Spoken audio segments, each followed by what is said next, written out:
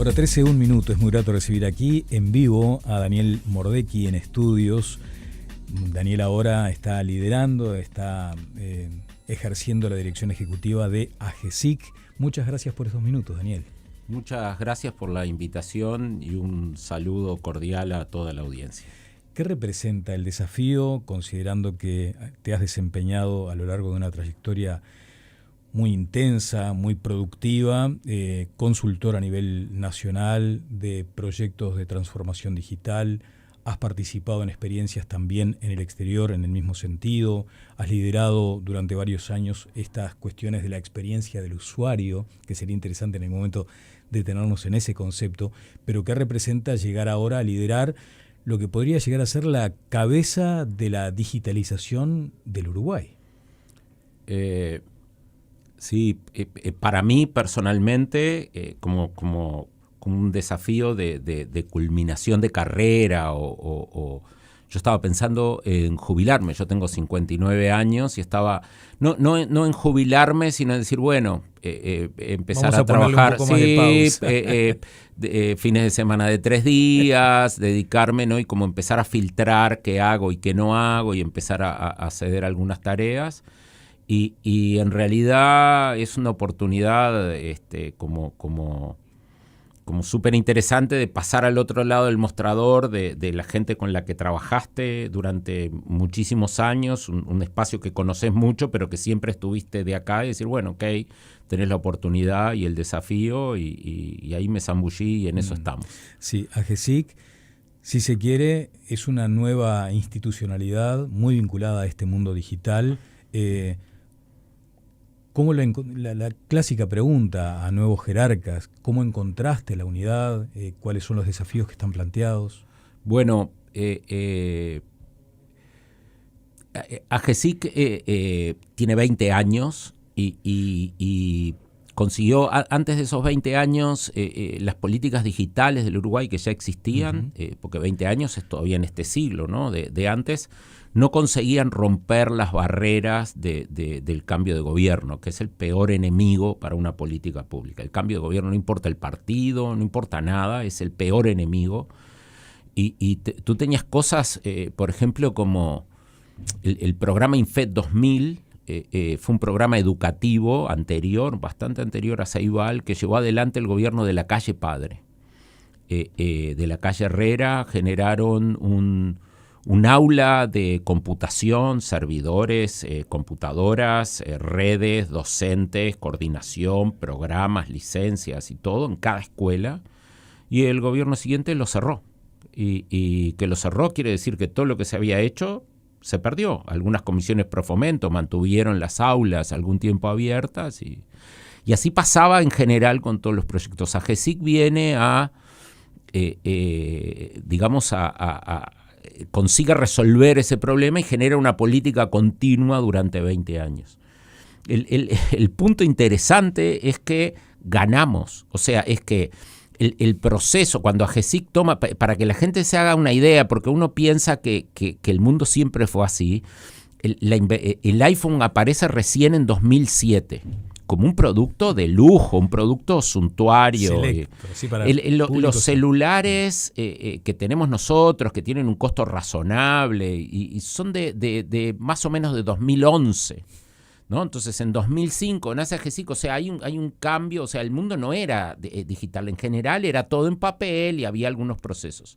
Esos 20 años de AGESIC consiguieron digitalizar, o sea, acompañar el proceso y digitalizar de forma ordenada, pensada, con 1000 problemas y 1000 cosas para ver, pero en realidad hoy tenemos un mundo que es digital y acá entro en la respuesta a la pregunta, es decir, ¿qué encontramos? Bueno, que esa política es una política que terminó. Es como si tú remaras, estás en un barco y tenés que remar hasta la costa y decís, bueno, qué lejos está 20 años, 19 años, pero ahora llegamos, ahora el barco está en la arena, hay que dejar ese camino y empezar a mirar para adelante, a ver si nosotros establecemos las líneas de trabajo que generan una política de Estado hacia adelante. No sé si a 20 años, pero... Claro. Daniel, ¿y qué asociación le ves a la digitalización con el cuidado de la democracia? Bueno, mucha porque lo que está sucediendo y está vinculado a la regulación de la inteligencia artificial y de las grandes plataformas. ¿Por qué de la inteligencia artificial? Porque en realidad lo que hay atrás de las grandes plataformas, lo que le muestra a la gente, o sea, tú cuando entras a Facebook, Instagram, TikTok, Twitter o la plataforma que sea, o Google para buscar, obviamente ChatGPT, lo que hay detrás es un algoritmo de inteligencia artificial que elige qué contenidos vas a ver. ¿Sí? Los contenidos no los elegís tú en general, sino que los elige a partir de tu selección, de a quiénes seguís, lo que viste, quién pagó publicidad y algunas otras cosas. Y en esos mecanismos hoy es posible generar artificialmente flujos de noticias, hacer ebullir, ¿no? Levantar artificialmente noticias.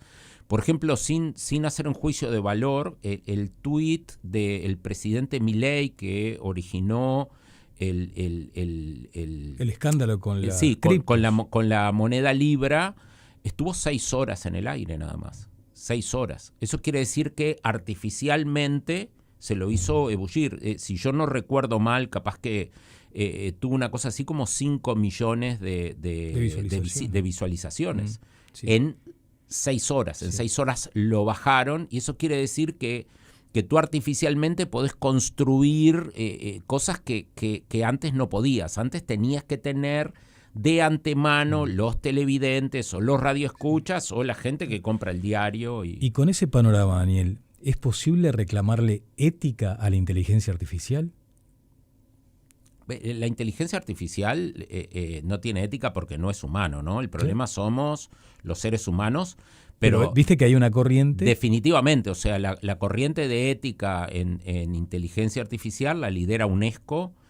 Nosotros en Uruguay tenemos digamos, en el contexto de UNESCO tenemos el liderazgo del trabajo por ética digamos, en la inteligencia artificial en América Latina. Presentamos resultados en un evento que hubo en Bangkok a principio, creo que fue en julio o en junio. Y claro, hay un trabajo, hay que regular, es bastante claro y nosotros estamos trabajando despacito. Pero es posible regular entonces. Sí, es posible regular. Claro, lo que pasa es que como en toda regulación hay muchísimos intereses justificados y muchísimos intereses contrapuestos, ¿no? O sea, porque alguien dice, bueno, hay que defender la libertad. Y yo siempre pienso, digo, bueno, ¿quién es? ¿La libertad del que escucha música a todo volumen y se está divirtiendo a las 3 de la mañana? ¿O la libertad del que está al lado y quiere dormir? Los dos tienen la libertad de hacerlo. O sea, la regulación es la articulación y las soluciones digamos, que generan mecanismos obviamente legales, después, claro. Después hay que obligar a cumplirlos, pero que generan consenso sobre cómo deben ser las cosas, y sí es posible regular. Es posible, me quedo con eso, porque después mucha gente se pregunta lo inabarcable del tema, por dónde empezar en ese proceso de regulación para que primero se adapte a nuestro derecho positivo, a nuestro marco normativo, a nuestra propia idiosincrasia como sociedad. Mira, para tener un ejemplo de que se puede, Uruguay tiene regulación específica sobre inteligencia artificial en la ley que regula las apps de transporte oneroso. Esa ley tiene, digamos, está dividida, bueno, tiene como una introducción que dice el alcance y después, digamos, está regulado específicamente en ese tema.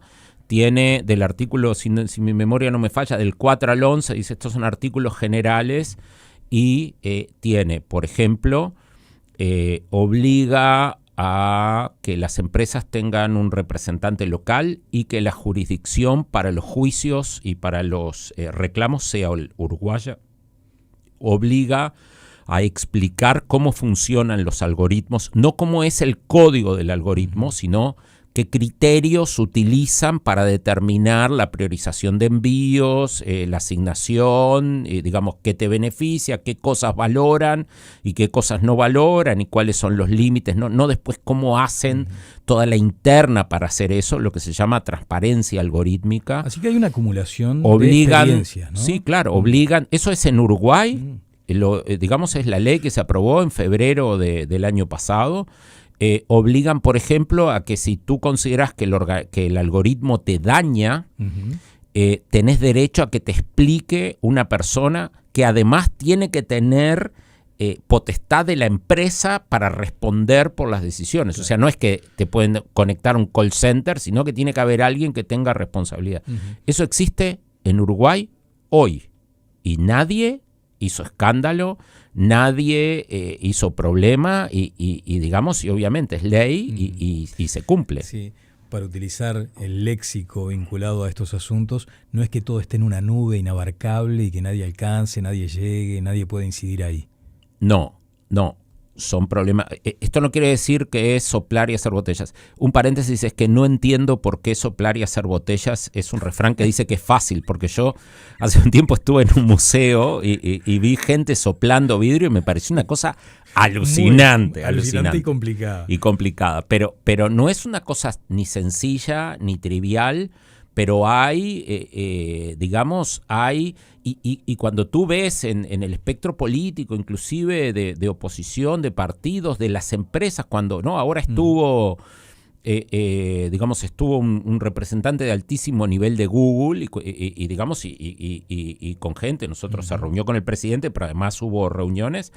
Ellos no están, no te dicen, no, todo lo que sea regulación a nosotros nos parece mal. Sí. O ellos se montan en ese concepto de la libertad irrestricta. Y no, porque inclusive la regulación les da garantías también a ellos, claro, de que la regulación llega hasta acá y que si ellos hacen esto o hacen lo otro o hacen lo demás acá o lo demás allá, se enfrentan a posibles consecuencias. Sí, por ejemplo, cuando se hizo el primer relevamiento de Google Street Map, estuvieron en la URCDP y preguntaron qué cosas tenemos que tener, se hizo hicieron las cosas que se le pidieron. Qué interesante. Vuelvo sobre los fundamentos de AGESIC, sobre los propósitos actuales, esa dimensión social que le quieren adjudicar, porque es el mundo que nos tocó. Hasta ahí, fantástico, estamos viviendo, como tú decías, en un mundo digital. Ahora, el óptimo sería que de 100 personas que están escuchando en este momento el informativo, 100 estuvieran digitalizadas. Y yo no quiero meterte en el aprieto de que me recuerdes el número de gente o la proporción de población que tenemos digitalizada. La idea es que fueran 100. Sí, no es un aprieto porque está por salir la encuesta de uso de tecnologías de la información y las comunicaciones, la EUTIC.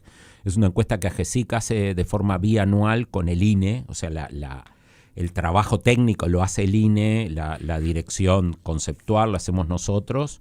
Y Uruguay tiene niveles. Lo que pasa que ahí es una pregunta pertinente porque tradicionalmente se habla de digitalización si la persona tiene un dispositivo y una conexión. Nosotros ahí estamos dependiendo, la diferencia mayor es por edad y nosotros estamos entre 95 y 98%. Eso quiere decir, no es 100, pero quiere decir que no es un problema relevante.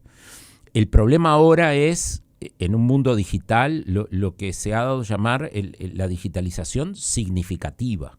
O sea, no basta con el telefonito y la conexión. Claro, o sea, es qué capacidad tengo yo de usar. Porque que el mundo es digital para los ciudadanos tiene una implicancia muy importante, ¿no? Y adelanto el dato porque si no después me voy a olvidar. Y ahí yo les diría que los números rondan dependiendo de cómo se lo evalúa entre el 60 y el 70%. ¿Y en la tabla del mundo eso? No, en la tabla del mundo es muy, muy, muy bueno. Muy, muy, muy bueno. Son números de país desarrollado. Pero no nos pueden conformar. O sea, ¿qué quiere decir significativo?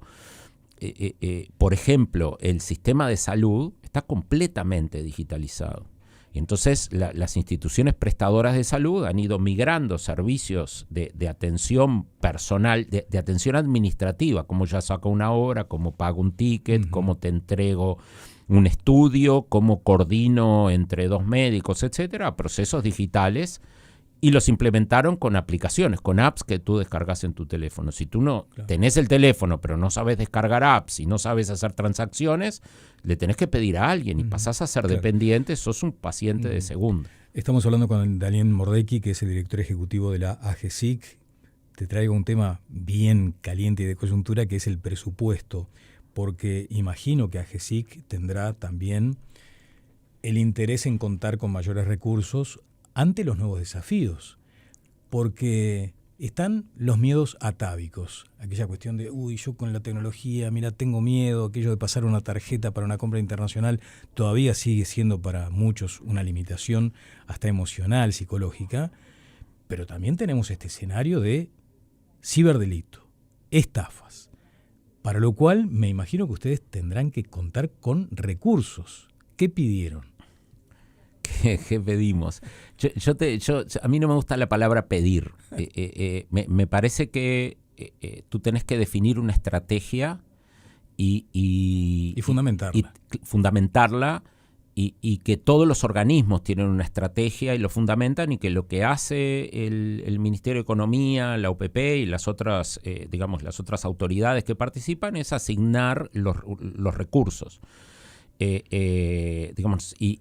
Sí, nosotros definimos una estrategia y la asignación de recursos es una tarea hipercompleja en la que tú tenés que definir la salud, la vivienda, la seguridad, la cultura, la promoción del país, etcétera, y articular todas esas cosas. Y obviamente ahí hay equilibrios manejados, y después nos tocará un presupuesto. Después hay rendiciones de cuenta, después hay otras instancias. Yo creo que esto no se agota en el presupuesto. O sea, el presupuesto que vaya a salir hoy, que además es un presupuesto que va al Parlamento, después el que realmente asigna el presupuesto es el Parlamento y no el Ministerio de Economía. De eso saldrá y yo lo veo mucho más como que el presupuesto determina la velocidad a la que tú puedes ejecutar la estrategia. Que no es poco eso. Entonces. Que no es poco, que la determinación de qué vas a hacer y qué no vas a hacer, ¿no? Claro. Obviamente las cosas hay que pagarlas, y tu capacidad operativa depende de los recursos que tengas. Pero la otra cosa es que AGESIC va a tener recursos, tiene recursos, es una organización que ya hoy hace una cantidad de cosas. Claro. Y nuestra tarea es decirle al Ministerio de Economía, esto es lo que nosotros creemos que se requiere para la política digital, y el Ministerio asignará los recursos, y con esos recursos nos manejaremos. Diste con ese concepto que me parece relevante, la política digital. ¿Cuánto se le asigna presupuestalmente en términos aproximados? ¿O cuánto porcentaje más se reclama ahora? No te va a gustar el término reclama, pero bueno. No, pero no estamos como a 2 días de la presentación del presupuesto. Yo preferiría ver la presentación del presupuesto y autocontestarlo que hablar de la negociación interna, que en realidad, porque repito... No, pero vamos a esperar por eso. La asignación de recursos, o sea, si tú lo mirás como asignación de recursos, es un problema de muchísima responsabilidad y muy complicado, ¿no? Porque en realidad si tú miras individualmente, decís, bueno, la vivienda requiere muchos recursos, claro. La educación requiere muchos recursos. El país tenga 10, 100 o 1000, siempre va a tener una cantidad finita. Pero también hay daños asociados a un ciberataque. Si a mí me atacan la base de datos de ACE, me meten en un problema enorme. O sea, yo lo que querría saber es si hay una percepción del riesgo de acuerdo a los tiempos que transitamos. La respuesta corta y dura es sí. La respuesta más larga es que necesitamos madurar como sociedad en torno a que el problema de la seguridad ahora incluye la ciberseguridad, o sea, la seguridad digital. Y este es un problema que no es una curiosidad tecnológica, no es una cosa casual, es una cosa que vino para quedarse. O sea, las sociedades humanas incorporan el delito, es una característica humana. O sea, la violación de las reglas en beneficio propio, sean estas reglas morales, éticas o legales de cualquier naturaleza, en todas las sociedades del mundo hay gente que las viola. Y en la medida que el mundo es digital y que la participación digital es tan importante, hay gente que viola las reglas de convivencia usando herramientas digitales o inclusive violando las reglas del uso digital. Volviendo al mundo en que vivimos, es muy probable que cuando yo salga de la radio y me vaya a casa, todo ese trayecto, ese recorrido pueda ser monitoreado perfectamente. Lo que me sucede a mí, te sucede a vos, a una chiquilina que sale del liceo y que llega a su casa, a una anciana, lo que sea. Vamos a estar monitoreados por esos ojitos que nos están mirando todo el tiempo. ¿Qué te llamó la atención de esta reacción ante la posibilidad de que se apelara a un sistema de identificación facial para determinar la presencia o el ausentismo en un plan piloto en un liceo? Lo primero es que me parece... así como te hablaba de que hay que incorporar la ciberseguridad, si esto hubiera pasado hace 10 años, no hubieran reclamado. O sea, muestra madurez social, ¿sí? La solución, que fue suspender el programa, muestra una reacción positiva a la madurez social. Yo no sé si ahora vale la pena mirar el detalle, vale la pena para el Ministerio de Educación o para la ANEP. Sí, o despegarnos del tema puntual, ¿no? Despegándonos del problema puntual. Yo me acuerdo de una conversación con una amiga muy, muy militante de los derechos y de todo, y sobre sus datos personales, y yo le decía, pero mira que es como que ponga un fotógrafo una cámara y te saque fotos permanentemente. Y decía, no me importa porque no tengo nada que ocultar. Yo creo que esa posición que sigue existiendo empieza a madurar y tú preguntabas hoy para regular tú necesitas una sociedad madura que entienda por qué estás regulando. Porque, ¿y qué debería entender hoy por hoy, Daniel, la sociedad? Bueno, esto que... Para alcanzar un estado de madurez. Que tú tenés, digamos, una derecho a una intimidad personal que digamos...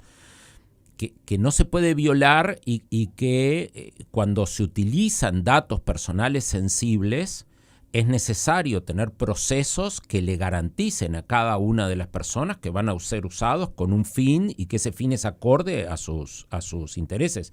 Ojo, los datos personales sensibles hay que usarlos. O sea, cuando una persona va al médico, está usando datos personales muy sensibles.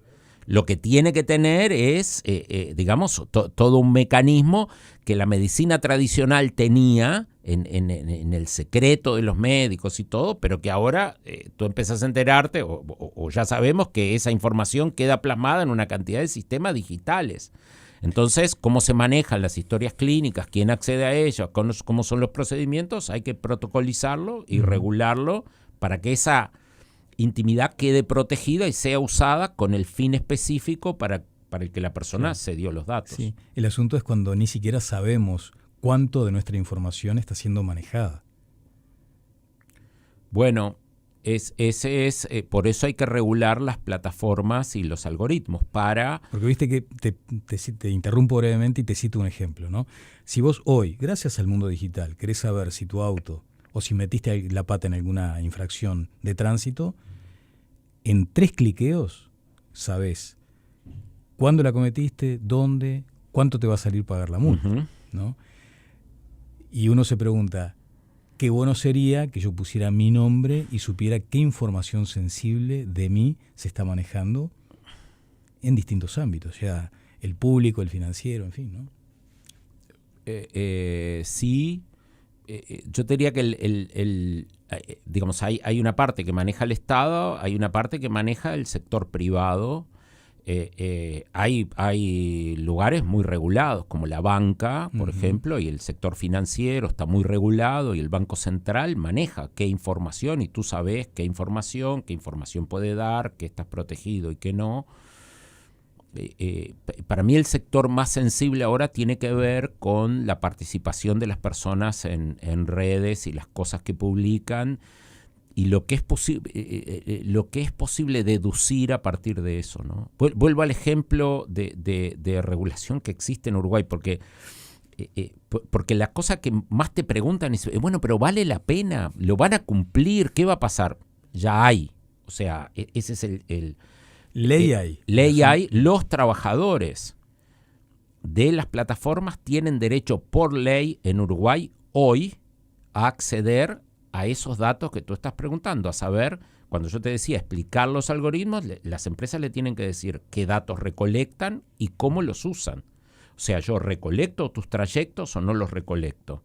¿Recolecto tus tiempos de entrega o no los recolecto? ¿Recolecto las estrellitas que te dan o no las recolecto? ¿Y qué hago con eso? Digo, yo le doy el pedido al que tiene menor tiempo de entrega, más estrellitas, estoy inventando, ¿no? Te lo tienen que explicar, ¿sí? Te tienen que explicar qué recolectan y cómo lo usan. Uh-huh. Y esos son tus datos personales con respecto a tu relación con la plataforma de transporte de personas o carga, ¿no? Y eso es lo que hay que conseguir, digamos, es regular para que tú tengas derecho a reclamar, por ejemplo, y que lo puedas hacer en Uruguay y que en ese caso te atienda una persona, que no navegues por un circuito de un sistema de ayuda que te dice infinitamente las mismas cosas y te contesta. Bien, Daniel, una pregunta de cierre. Y podemos hablarlo en más detalle más adelante. Imaginemos que lo que necesitamos como país, como Estado, es un escudo fuerte para evitar prácticas como los ciberataques. ¿Cuán fuertes estamos en ese tipo de tecnologías asociadas a la seguridad? Hay, no sé quién me decía que había también en algunas áreas como una especie de colador, ¿no? ¿Viste? Eso para colar los tallarines, o sea que estábamos bastante perforados. ¿Hay un estado general que pueda describirse como bueno, como regular, como mejorable? A mí no me atrae la idea de que necesitamos un escudo protector. La seguridad física o digital es un problema de riesgos, ¿sí? Tú en tu casa tomás las decisiones sobre seguridad. Y las decisiones sobre seguridad pasan por lo siguiente. La primera es, ¿tú estás seguro? ¿Existe un escudo protector que te garantice que no te van a robar tu casa? No. Nadie puede garantizar. Todo es robable. El Titanic se hundió. O sea, no hay ni riesgo 100 ni riesgo 0. Lo que tú tenés que entender es que riesgos tomás en función de cuánto te cuesta mitigar esos riesgos. Entonces tú decidís, pongo rejas, pongo alarma, pongo cerca eléctrica, contrato una guardia perimetral, pongo 1, 2, 3, 100, 500 guardias. Eso es lo que te da una idea del riesgo. Inclusive si tú pones guardias y todo eso, igual te pueden robar. A eso se dedican las películas. La seguridad digital es igual, con una condición más que es la priorización, que tú en tu casa en algunos casos lo haces. Decís, bueno, yo pongo alarma en mi casa, pero no pongo alarma en el galpón, porque a mí lo que hay en el galpón no me interesa tanto, ¿no? Me preocupa mucho más que me roben en mi dormitorio que me roben en el galpón o que me roben la ropa que tengo colgada, ¿no? Decir, bueno, esto está, y cuelgo la ropa y te terminan al final, algún día tú sabes que van a saltar el alambrado y se van a llevar la ropa. Entonces, el problema en el Estado es el mismo y Uruguay no está ni en 100 ni en 0, ni necesita un escudo protector que lo vaya a blindar, porque el escudo protector que lo vaya a blindar no existe, ¿sí? Ni tiene todo resuelto y digamos, si en realidad ocurre lo que es inevitable. No, hay muchas cosas que son inevitables. Y un componente adicional de esto es que hay un problema cultural. O sea, la idea del escudo es una idea que hace que tú pienses que la protección es de un tercero, ¿sí? Y en realidad la protección depende de ti, ¿sí? La pregunta es, ¿cómo es tu contraseña? ¿Es Chuchu 2025? Tú sos parte del problema, ¿sí? Tú cambiás tus contraseñas. ¿Cómo elegís tus contraseñas? ¿Tú qué haces con tu dispositivo celular? ¿Lo tocas y se abre? Sos parte del problema. ¿Sí? Digamos, está protegida la lectura. Eso es una decisión tuya. No tenés que saber de tecnología para tomar esas decisiones. Es un problema pero obviamente es nuestra responsabilidad. No es que la gente sea culpable. Es nuestra responsabilidad llevar en paralelo las soluciones tecnológicas, la priorización, el manejo de riesgos y la educación y brindarle herramientas a la gente para que entienda cómo poner buenas contraseñas, qué hacer en casos de fraude, etcétera, etcétera. Daniel Mordecki, muchas gracias por estos minutos. No, muchas gracias a ti, muy, muy agradable la entrevista. Aprendimos mucho. El director ejecutivo de AGESIC. Vamos a una pausa.